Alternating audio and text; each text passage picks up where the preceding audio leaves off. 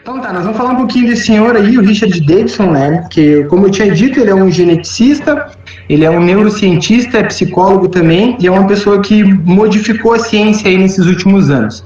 E a gente vai usar ele, os estudos científicos, acadêmicos dele, para nos basear, né, no conhecimento cérebro, e vai dar essa base sustentável para nós, para a gente poder trafegar nessa questão cérebro e espiritualidade. Então vamos pular aqui. Primeiro a gente vai falar rapidamente aqui, bem rápido, sobre as divisões do cérebro, né? É uma divisão muito simples, mas ela é bem aceita, tá? Ali vamos começar, eu vou passar o mouse devagarzinho para o pessoal ainda ver. O lóbulo frontal, né? Que é o córtex pré-frontal, a gente vai se referir a ele como córtex pré-frontal. Aqui é a parte importante do qual a gente vai discutir, tá? Depois vai ter a questão do córtex motor, da sensibilidade, o lóbulo parietal, esse aqui de trás, aqui ele nos dá a localização, o senso de onde nós estamos, o lóbulo óptico, que é a parte de trás, o temporal, questões de tempo, enfim, né, as coisas bem básicas. Nós vamos nos ater na parte do lóbulo frontal, córtex pré-frontal, tá? Então é o que a gente precisa focar nesse momento.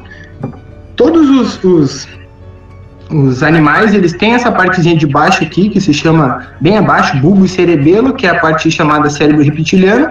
A parte das emoções, os mamíferos, eles já têm, né, chamado cérebro límbico, e a parte de cima ali é já uma coisa mais com funções, né, e funções mais aprimoradas.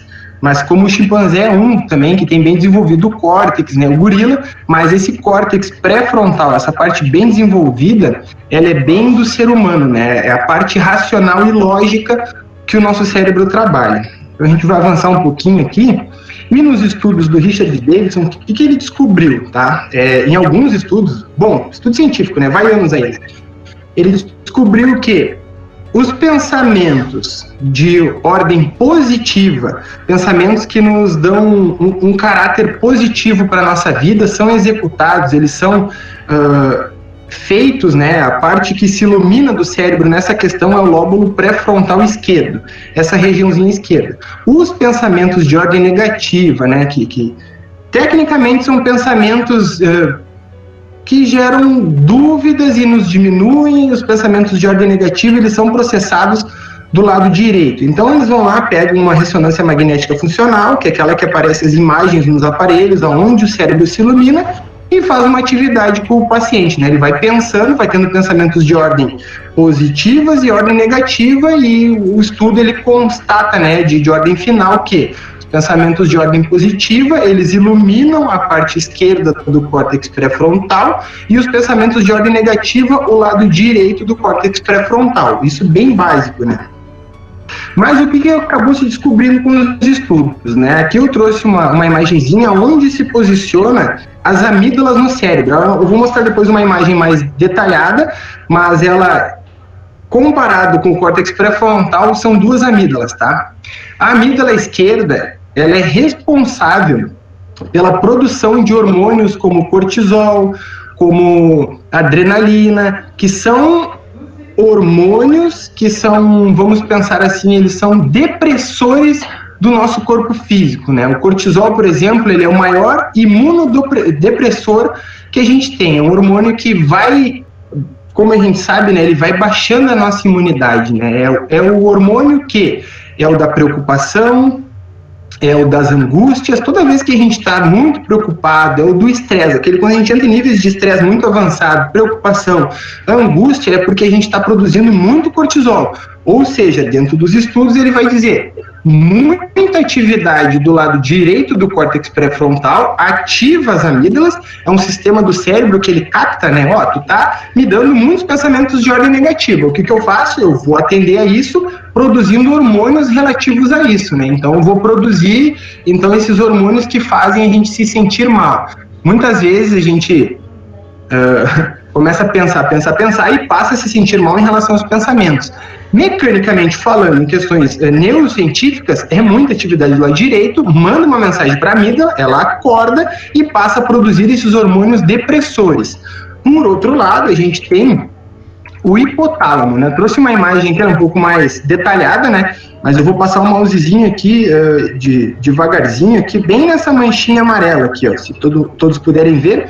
Esse aqui é a região do hipotálamo. Ele é responsável pela produção de hormônios positivos, né? A ocitocina, por exemplo, que é o hormônio aquele que nos causa prazer, que nos dá a sensação de afeto, ele é produzido pelo hipotálamo. Outro hormônio que na verdade é um neurotransmissor, né, que é a dopamina, que é aquele das recompensas, que faz a gente se sentir bem pelas nossas atividades, que é aquele que nos motiva, né, ele é um neurotransmissor. Quando a gente está com boa produção de dopamina, a gente tem ânimo para fazer as coisas.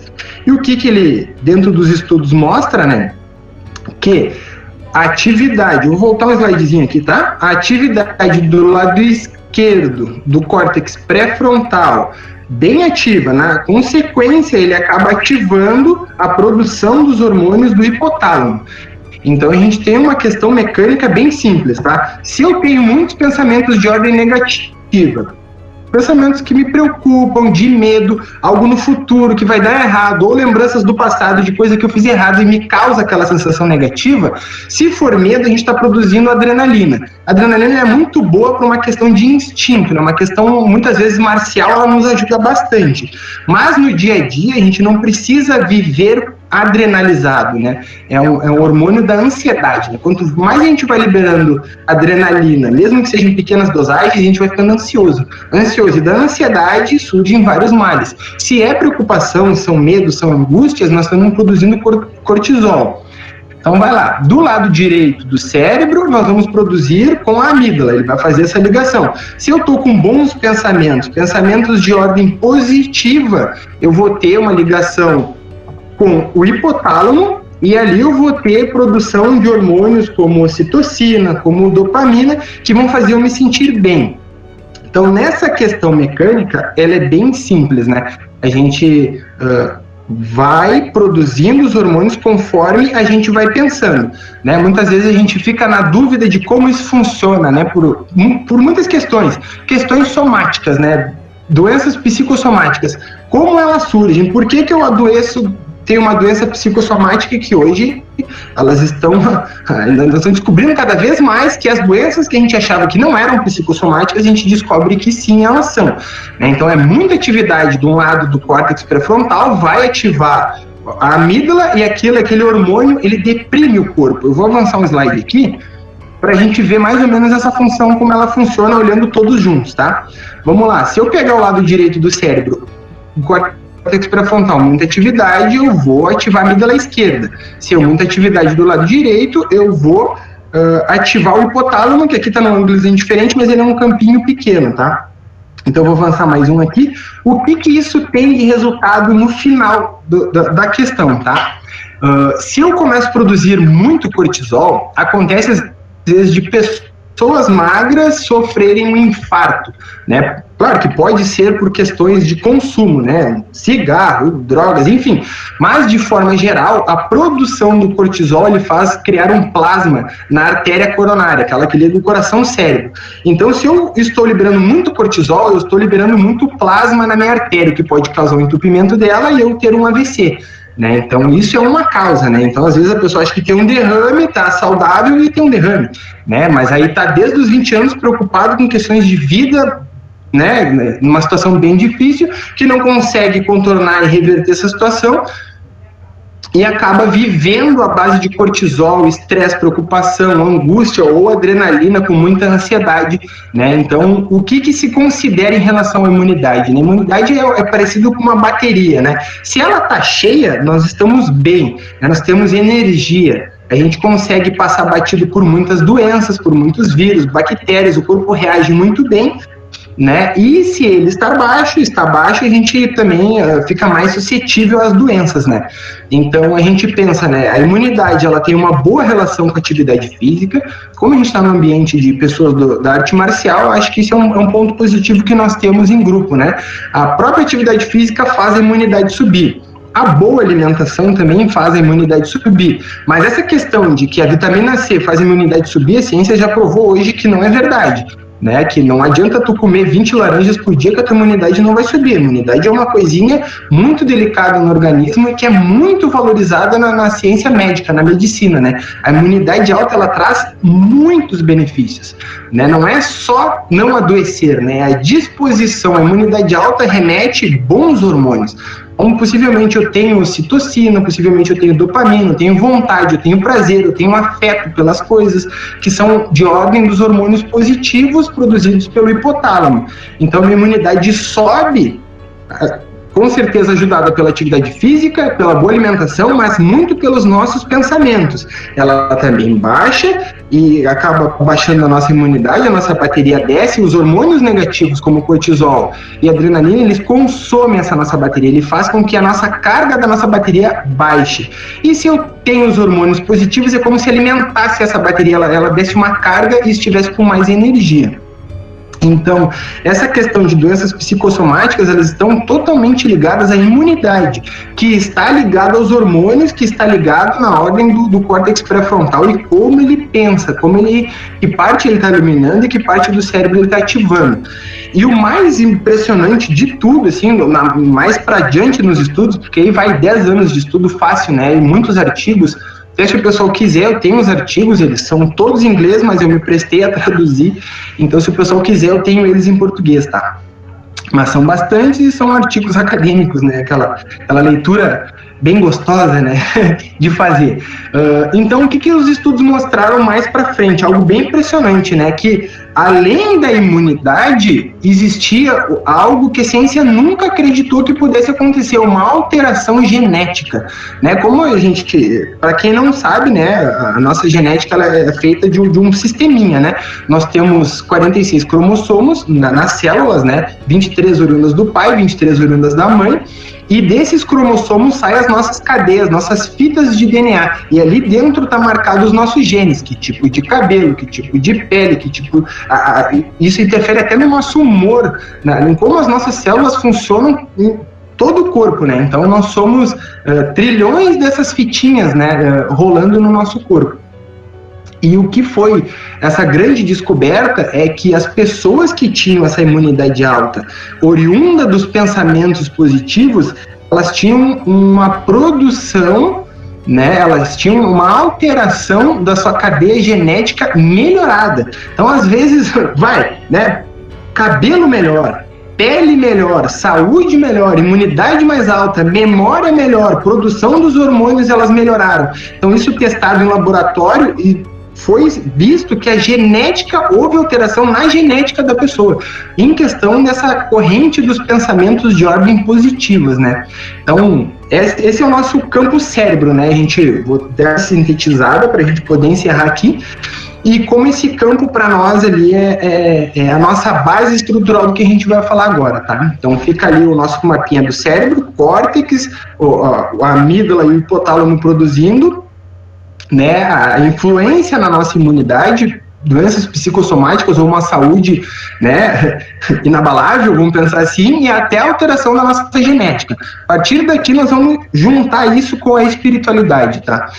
Até aqui a ciência consegue nos trazer todo esse conhecimento. A partir daqui nós vamos entrar numa parte ocultista, né? O oculto é tudo aquilo que a ciência ainda não descobriu, mas que virá descobrir, né, o conhecimento dos grandes sábios, né, aquela coisa que a gente volta e meia ciência, ela acaba descobrindo o oculto, né, que deixa de ser oculto, ela vem para a vista, né, mas não é qualquer bobageira que é o ocultismo, né, você pode falar o que quiser por aí e dizer que o ocultismo não é por aí, né, o ocultismo é aquilo que a ciência virá descobrir em algum momento, mas que está oculto nesse momento. Então são conhecimentos bons e positivos, né, que a gente tem, né, ciência antiga aí, Egito Antigo, Suméria, a gente tem muita coisa boa antigamente que ainda vai ser desvendado, né, então a gente vai entrar um pouquinho nesse campo. A gente vai falar, para entrar nesse campo, eu vou falar algo rapidinho de uma irmãzinha ali que está colada no hipotálamo, tá? Que é a glândula pineal. A glândula pineal, ela é responsável pela produção de melatonina, que regula o sono, pela produção de serotonina, que é o hormônio aquele que todo mundo conhece, né? Que causa alegria na pessoa.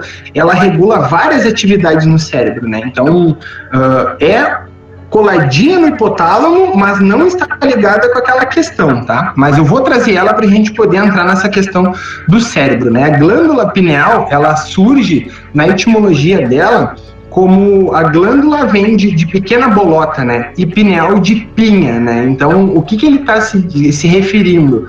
A pequena bolota em formato de pinha, tá? Eu vou trazer depois uma imagenzinha ali de um cérebro de verdade, e ela realmente se parece com uma pinha, né? Isso para nós vai ter um contexto interessante daqui a pouco, tá?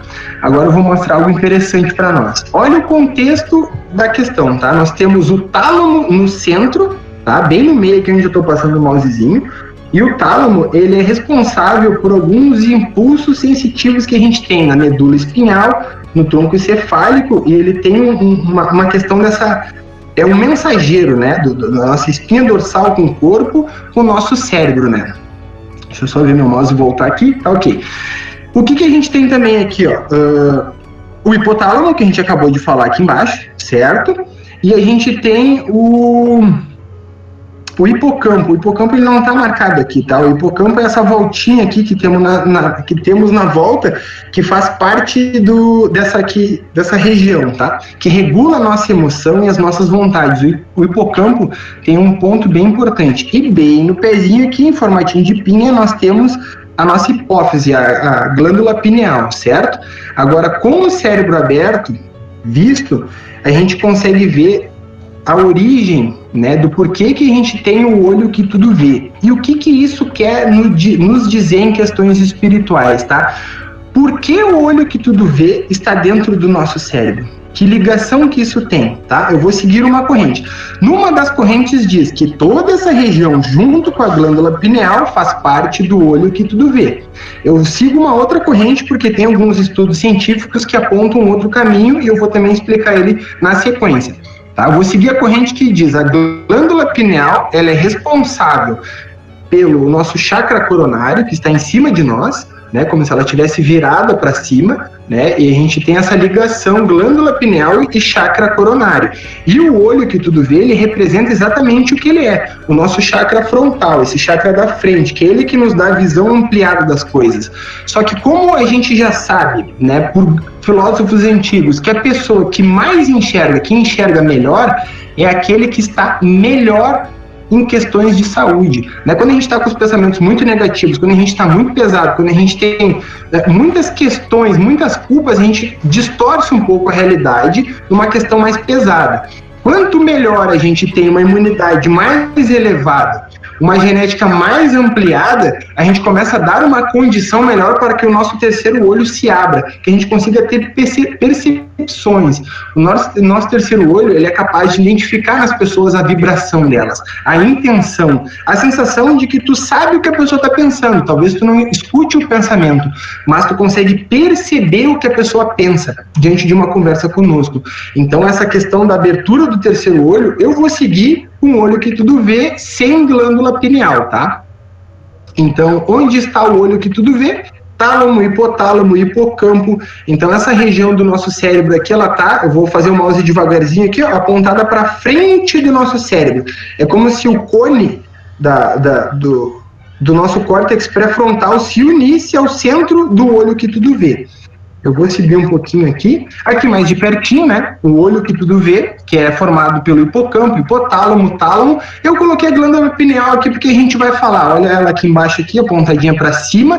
Só que ela vai cruzar isso daqui e vai fazer a conexão com o nosso chakra coronário, tá? Então eu vou mostrar uma coisa interessante aqui, né? O conhecimento antigo, o conhecimento oculto.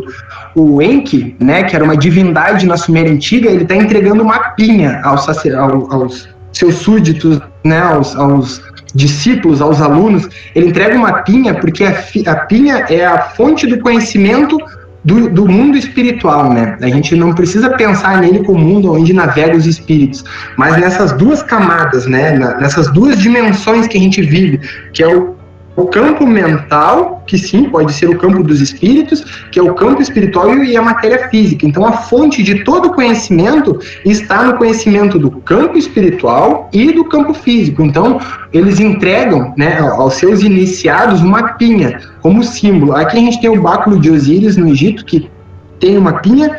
O Shiva carrega uma pinha sobre a cabeça, Buda carrega uma pinha sobre a cabeça, Dionísio tinha no bastão dele uma pinha, e no corpo, no Vaticano, nas salas do Vaticano, tem uma pinha gigante lá, né? Que é segundo o oculto, segundo o conhecimento antigo, é a fonte do conhecimento. A gente pode expandir o terceiro olho, mas quem vai dar a grande abertura, quem vai dar o grande acesso ao plano, ao segundo plano, à dimensão espiritual, é a glândula pineal, que também é ativada, obviamente, com ativações do cérebro, né? Então, eu vou pular um pouquinho aqui vai ter, né, uma foto mais representativa da glândula pineal no Vaticano, e veja como ela é de verdade, né? Por isso que o nome dela é a pequena bolota em forma de pinha.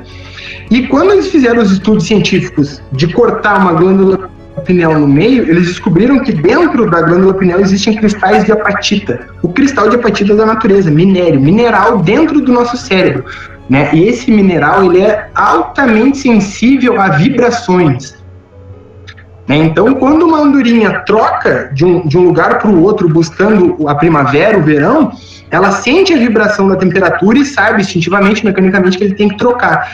E é por essa vibração, esse sentimento da vibração que vibra nos cristais de apatita, que a gente recebe as mensagens da dimensão superior, né, que seria a dimensão espiritual. Então, ele funciona como uma antena, é um produtor, é uma glândula que produz hormônios, sim, e uns hormônios bem importantes, mas ela também é uma antena, ela recebe essas vibrações do plano, né, sensorial, né.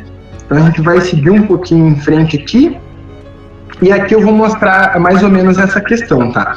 Então, aí nós temos o cérebro, ali temos os chakras, como eles funcionam, e na frente aqui, ó, entrando pelo cérebro, ele vai direto no olho que tudo vê, e a glândula pineal, ela vai direto no chakra coronário. Então, a gente vai ter aqui o nosso olho que tudo vê, com o chakra coronário, que é essa visão ampliada das coisas, e nós vamos ter a glândula pineal, que olhada de cima, ela se assemelha a lótus de 1000 pétalas, que no hinduísmo, na Índia antiga, representa o chakra coronário.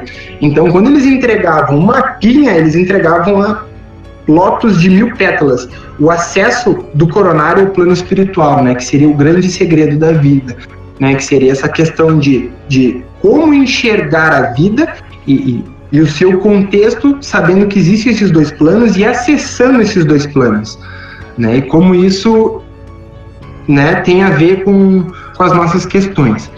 Então, pessoal, é uma apresentação que a gente fez sintetizada, né? Acho que eu consegui bater o tempo, né? Mas essa é a divisão que a gente tem, tá? Do nosso cérebro e o plano espiritual, né? A espiritualidade, como eles estão interligados. Como a gente, com o pensamento positivo, né? Sabendo como funciona a ordem, como o controle mental, como prestar atenção no que pensar, esse pensamento está causando o que em mim? Eu estou ativando minha amígdala ou estou ativando o meu hipotálamo? Que tipos de hormônio eu estou produzindo? Como está ocorrendo na minha imunidade? O que acontece com a minha genética? Eu posso ter erros genéticos? Eu posso ter doenças psicossomáticas? Como eu consigo manter isso? Né? E como essa região, né, da memória, do controle está ligado com o nosso chakra frontal, e como a nossa lótus de 1000 pétalas está ligado ao que vem de cima, né? Como a gente recebe isso na nossa pinha, na nossa pétala, na nossa lótus de 1000 pétalas. Então tá, pessoal, eu agradeço, espero que tenha sido de alguma utilidade para vocês, agradeço, e agora acho que a gente pode abrir o microfone e conversar um pouquinho, né?